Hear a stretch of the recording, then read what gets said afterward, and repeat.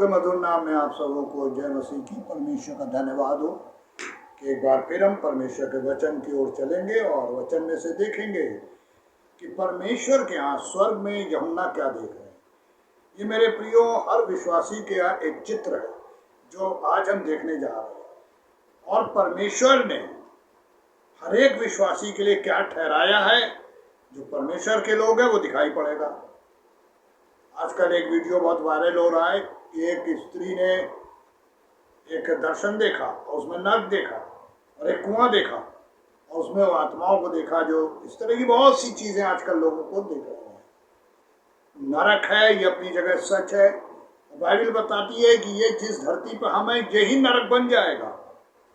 और अभी अधोलोक में एक पार्ट है जिसे नरक कहा जाता है, जहाँ धनवान मनुष्य है, जिसका वर्णन यीशु मसीह ने लूका 16 बाब की 19वीं आयत से किया। और मेरे प्रियो आने वाले दिनों में ये धरती खत्म हो जाएगी, ये नरक बनेगी।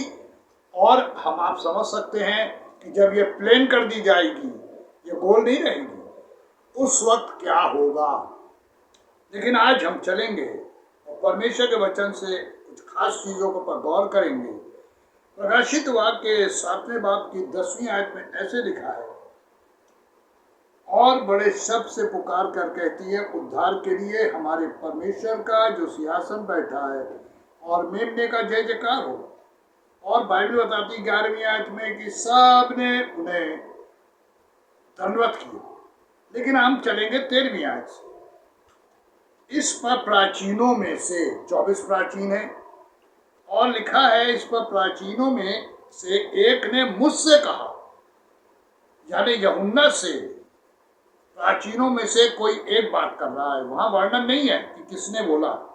यहाँ पे वर्णन इतना है कि मुझसे कहा, ये श्वेत वस्त्र पहने हुए कौन हैं और कहाँ से आए हैं। वहां पे एक भीड़ है, खजूर की डालियां लिए हुए, हाथ में ड्रेस उनका वाइट है। और एक अजीब सी बात लिखी है 9वीं आयत में, इसके बाद मैंने दृष्टि की देखा, एक जाति, हर एक जाति, कुल और लोग और भाषाओं में से एक बड़ी भीड़, जिसे कोई गिन नहीं सकता था, श्वेत वस्त्र पहने हुए थे और हाथ में खजूर की डालियां। अब यहाँ ये क्वेश्चन पूछ रहे हैं यूहन्ना से एक प्राचीन कि ये श्वेत वस्त्र पहने हुए कौन हैं। मेरे प्रियो वचन में आप पढ़ेंगे तो कलीसियाओं को बताया गया है कि तुमको एक श्वेत वस्त्र दिया जाएगा, एक मन्ना खाने का मौका मिलेगा, एक पत्थर मिलेगा जिस पे हर एक का नाम लिखा होगा, वो टोकन होगा। इससे ही बहुत सी चीजें प्रकाशित वाक्य बता रहे हैं। लेकिन यहाँ लिखा है, इसकी जो मेन है वो 14वीं आयत है। मैंने उनसे कहा, हे स्वामी तू ही जानता है। यूहन्ना को नहीं पता है कि ये जो व्हाइट ड्रेस पहने हुए लोग हैं ये कौन है। व्हाइट ड्रेस पवित्रता की निशानी है। हमारे परमेश्वर को कोई देख नहीं सकता। जिस सिंहासन पे बैठे हैं वहां बिजलियां चमकती हैं, गर्जन होता है, जिसका वर्णन पूरे वचन में है। और वचन ये भी बताता है कि उनके आगे से भस्म करने वाली आग निकलती है। जब मूसा ने कहा था कि मुझे अपना दर्शन करा दीजिए, व्यवस्था 33 में है, तो परमेश्वर ने कहा था मुझे देख के कोई जीवित नहीं रह सकता। तू मर जाएगा तो किसको बताएगा लिख के कि मैं कैसा था। मेरे प्रियो, परमेश्वर ने कहा था मैं तुझे गुफा में रखूंगा, तुझ पर मेरा एक हाथ होगा, हाथ मतलब प्रोटेक्शन। मैं निकलूंगा, मेरी महिमा निकलेगी। परमेश्वर नहीं निकले, महिमा निकली थी। और तू उस महिमा का बैक पोर्शन देखेगा। मेरे प्रियो, जिस परमेश्वर को देख के कोई जिंदा रह ही नहीं सकता, उसको मूसा भी नहीं देख के जिंदा रह सकता। इसीलिए उन्होंने कहा मेरी महिमा को देखने पाएगा, मुझे नहीं। परमेश्वर के आगे पीछे उनकी महिमा रहती है। महिमा का मतलब भव्यता, आग, स्वर्गदूत वगैरह वगैरह। तो यहाँ पे 14वीं आयत में मैंने उससे कहा, हे स्वामी तू ही जानता है। और उसने क्या ऑर्डर बताया। उसने मुझसे कहा, ये वे हैं जो उस महाक्लेश में से निकल आए हैं, इसलिए इन्होंने अपने अपने वस्त्र मेमने के लहू में धोकर श्वेत किए हैं। ये कौन लोग हैं मेरे प्रियो? आज ये बहुत एक अहम सवाल है। ये श्वेत वस्त्र पहने हुए कौन लोग हैं? एक अनगिनत है, इन्हें कोई गिन नहीं सकता, काउंटलेस। लेकिन वचन ये बता रहा है कि यहाँ पे यूहन्ना को बताया गया कि ये कौन है? महाक्लेश। अगर हम यूहन्ना 16:33 पढ़ें तो वहां लिखा हुआ है, संसार में तुम्हें क्लेश होता है, ढाढ़स बांधो, मैंने संसार को जीत लिया है। क्योंकि जब परमेश्वर ने आदम हवा की वजह से पृथ्वी को शापित किया तो एक क्लेश आ गया, दुख का सैलाब आ गया। लेकिन परमेश्वर का वायदा क्या है? पहला कुरिन्थियों के बाद में लिखा हुआ है कि तुम किसी ऐसी परीक्षा में नहीं पड़े जो सहने से बाहर है, पढ़ोगे मैं निकाल लूंगा। मेरे प्रियो, कितनी एक अजीब सी बात है, कितना प्यारा वायदा है, हम कभी सोच सकते हैं? मैं भी जब बॉडी में डिवोशन कर रहा था, सो देख रहा था, और बहुत दो आयतें मुझे बहुत अच्छी लगी। एक आयत है उसमें, मैं जानता हूं मेरा छुड़ाने वाला जीवित है, ये अय्यूब ने कहा। और फिर उसके बाद दाऊद कहते हैं, मुझे इस बड़े दुख से निकाल लो। मेरे प्रियो, हमारे पास एक सहायक है, हमारे प्रभु यीशु जो पिता के पास है, और वो हमें हर दुख से निकालने की सामर्थ्य रखते हैं। मुझे याद है जब गुजरे दिनों में मुझे जॉन्डिस हुई, जॉन्डिस नहीं, बहुत एक डिजीज आई और उससे हम ग्रसित हुए। और मेरे प्रियो, जब मैं उसमें से गुजर रहा था, प्रचार फिर भी नहीं छोड़ा, तो मैंने देखा प्रार्थना करते हुए कि कैसे परमेश्वर अपने बच्चों को संभालते हैं। और वो बीमारी थी सीवियर ब्रोंकाइटिस, जो आज भी मेरे एक्सरे में लिखी हुई है जब रिपोर्ट हुई। और वो 6 महीने दवाई के साथ परमेश्वर के वचन में गहराई से उतरने की कोशिश की। मेरे प्रियो, ये अथाह है, इसमें कोई भी आदमी कहीं भी जाके कुछ नहीं जान पाएगा जब तक प्रभु यीशु का अनुग्रह ना हो और वो सिखाए नहीं। अब यहाँ हम लोग कितने लकी हैं कि हमारे पास ये वचन है, वचन में हर बात को बता के पहले से लिख दिया 2000 साल पहले कि आने वाले दिनों में क्या क्या होगा और स्वर्ग में लोग किस तरह दिखाई पड़ेंगे। अब यहाँ पे क्या लिखा हुआ है, और मैंने उनसे पूछा ये कौन है, तो उन्होंने मुझसे कहा ये उस महाक्लेश में से निकल आए हैं, इसलिए इनको श्वेत वस्त्र दिया गया है। आज हम परेशानियों में हैं, नई नई बीमारियां डेवलप हो रही हैं, किसी ने कभी सोचा नहीं था कोरोना, और कोरोना के बाद नई चीज आ गई, फंगस। कितनी अजीब सी बात है कि जो चीज हमारे खाने में लग जाती है, फंगस, उसे तो हम लोग फेंक देते हैं। अब आज अगर ये मनुष्य की बॉडी में लग रही है तो क्या होगा? और धीरे धीरे ये खा रही है। मेरे प्रियो, ये वो बीमारी है जिसने मनुष्य को पकड़ लिया। क्यों? क्योंकि अंत के दिन है। और हम सब ने जो बाइबल पढ़ते हैं जानते हैं, जो नहीं पढ़े हैं वो भी जानते हैं, सुनते हैं कि मिस्र पे परमेश्वर ने इस्राएलियों को निकालने से पहले महाक्लेश भेजे थे। बड़ी भयानक परिस्थिति से गुजरे हैं। लेकिन बाइबल क्या कहती है कि जिन लोगों ने अपने घरों पे, इस्राएलियों में अपने घरों पे मेमने का लहू लगाया था, जब मौत का फरिश्ता निकला तो उन घरों को छोड़ गया, और कुछ मिस्रियों ने भी घर में लगा लिया था, बच गए। आज मेरे प्रियो, कनान के मार्ग में है हम लोग, कनान है स्वर्ग हमारा, हम उस मार्ग में जा रहे हैं। लेकिन सबसे बड़ी बात यह है कि उस समय ड्रेस कोड नहीं था। आज उस स्वर्ग के लिए एक ड्रेस कोड है, वो है एक श्वेत वस्त्र।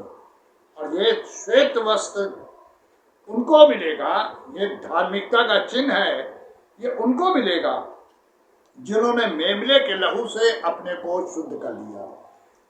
अब मेरे प्रियो, हम लोग के लिए वो लागू नहीं होता है कि हम मेमना वध करें और अपने कपड़ों में छिड़के, अपने घर में छिड़के। लेकिन यहाँ जो हमारे सामने मेमने का वर्णन है, ये हमारे प्रभु यीशु का है। और बाइबल ये क्या कह रही है कि इन लोगों ने अपने को मेमने के वस्त्र से शुद्ध कर लिया। मेरे प्रियो, आज हमारे सामने एक बहुत बड़ा क्वेश्चन है कि क्या हमने प्रभु यीशु को स्वीकार किया? अगर वो अंदर आए तो श्वेत वस्त्र के साथ आए हैं, हमें धार्मिकता मिल जाएगी।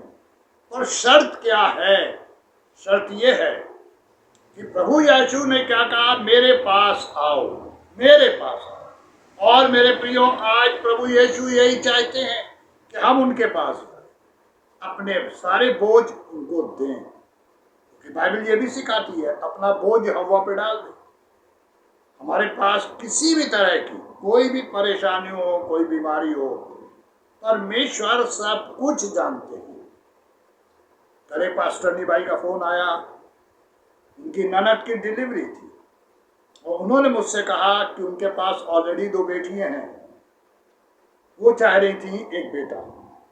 जब मैं उनसे बात कर रहा था, मैंने कहा देखिए, प्रार्थना करेंगे, लेकिन ये परमेश्वर की इच्छा और योजना है कि वो क्या देते हैं। और मैंने उनको बताया कि जब मैं गुजरे दिनों में 2019 में जमशेदपुर गया था, एक फैमिली में मैं गया था, वहाँ पे उनकी बच्चों की माँ का भी यही सोच थी कि 2 बेटियां बड़ी हैं, एक बेटा मिल जाता बड़ा अच्छा था। और जब मैं गया तो उनके हस्बैंड नहीं थे, खत्म हो चुके थे, और लोगों ने शेयर किया। और आज जिस बेटी, जो लास्ट बेटी आई, जिनकी उन्होंने कामना नहीं की, इच्छा नहीं थी उसके लिए, कई लोगों ने कहा इसको दे दो किसी को। आज मेरे प्रियो, सबसे बड़ी बात है कि वो बेटी ने पढ़ाई की, सबसे ज्यादा पढ़ी, और आज वो कमा के सबका पालन पोषण कर रही है। उस बच्ची ने मुझसे कहा कि अंकल, मैं डार्क थी, लोग मुझे अजीब निगाह से देखते थे। मैंने अपने जीवन में एक ध्येय बनाया, पढ़ाई करना, और मैं पढ़ के आज इस योग्य हूं कि अपने परिवार को भी चला रही हूँ। मैं शादी नहीं करूंगी, क्योंकि मेरी शादी के बाद क्या होगा मेरे भाई बहनों का और मेरी माँ का। और आज उसके पास इतने प्रपोजल है, क्योंकि बहुत अच्छी सैलरी है उसकी, उसको फॉरेन जाने का चांस मिल रहा है, उसने मना किया। मेरे प्रियो, परमेश्वर क्या बताना चाहती है, हम लोगों के जीवन में जो परमेश्वर हमको देते हैं वो आशीष है, चाहे कैसी भी हो, और हमें धन्यवाद देना है। ये श्वेत वस्त्र जिसका वर्णन है ना, ये धार्मिकता ऐसे नहीं मिलेगी। इसके लिए आवश्यकता इस बात की है कि हम प्रभु यीशु के पास आए, संपूर्ण आश्रित हो जाए, और देखिए सब कुछ पूरा हो जाए। आप विश्वास करें परमेश्वर पे। बाइबल में लिखा, मैं ना तो कभी तुम्हें छोड़ूंगा या त्यागूंगा। अब ये वादा कौन दे सकता है? और एक ऐसा परमेश्वर जो अचल है, जो थे, हैं और आगे भी होंगे। तो हमारे जीवन में इनकी अहमियत क्या है? हम इनको किस निगाह से देखते हैं? हम किस तरह से इनसे वार्तालाप करते हैं? हम किस तरीके से अपनी बातें कह सकते हैं? और परमेश्वर का वायदा है कि मैं हर समय तुम्हारे संग हूं। मेरे प्रियो, बहुत जरूरी है कि हम उनके इकलौते पुत्र यानी हमारे उद्धारकर्ता प्रभु यीशु को अपने जीवन में, अपने घर में, अपने हर बात में आगे रखें। और आप जानते हैं क्या होगा? हम और आप कभी भी परेशानियों में नहीं पड़ेंगे, आएंगी चली जाएंगी, क्योंकि आगे प्रभु जा रहे हैं। और जब मैं जानता हूं कि जब चेले नाव खे रहे थे और लहरें चलने लगी, डूबने लगे, और वो चिल्लाने लगे, समझ में नहीं आ रहा था क्या करे, क्योंकि नाव में पानी भर रहा था।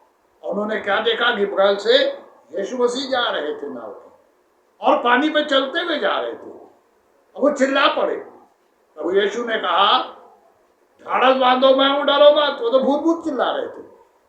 जानते क्यों? क्योंकि वो उस तूफान को आगे जाके रोक रहे थे, रोकने मांग रहे थे, जो उस नाव को डुबोने के चक्कर में था। अगर हमारे आगे प्रभु यीशु हैं तो हमें कोई दिक्कत नहीं होगी, पढ़ाई लिखाई, नौकरी, फ्यूचर, कुछ नहीं। लेकिन अगर प्रभु नहीं तो मेरे प्रियो, हर परेशानी हमारे जीवन में आएगी और हम मुसीबतों से लड़ते हुए जीवन को गुजारेंगे। काश कि हम प्रभु यीशु को अपने घरों में आमंत्रित करें, अपने जीवन में आमंत्रित करें, और अपने घर में उन्हें रहने दें। कोई ऐसा काम ना करें कि उनको दुख हो, क्योंकि व्यवस्था वर्णन 33 में लिखा है कि तुम्हारी छावनी पवित्र रहनी चाहिए, अन्यथा तुम्हारा परमेश्वर तुम्हें छोड़ के चला जाएगा। दूसरे राजा में पहली आयत 15वें बाब की पहली आयत में लिखा है, जब तक तुम यहोवा के संग रहोगे यहोवा तुम्हारे संग रहेगा। मेरे प्रियो, आज जरूरी है हम सोचें इस बात के बारे में, परमेश्वर क्या चाहते हैं। आज हम अपने जीवनों के प्रति सजग हो जाएं और इन अंतिम दिनों में तैयारी करें प्रभु के घर में आने की, क्योंकि हम उस चीज को पकड़ने की कोशिश कर रहे हैं जो हमारे संग जाएगी नहीं और जाने वाली है, उसको हम छोड़ते जा रहे हैं। आज हम देखें हम क्या पकड़ रहे हैं, क्या छोड़ रहे हैं। हमको जीवन में इस निर्णय को आज लेना होगा। हम नहीं जानते कल हमारे जीवन में है कि नहीं। परमेश्वर करे कि इस अनुग्रह में इस सफेद लिबास हम प्रभु से मांग सके, धार्मिकता का पहन सके और प्रभु के राज में जा सके। प्रभु आप सबों को बहुतायत से आशीष दे। परमेश्वर का धन्यवाद। आमीन।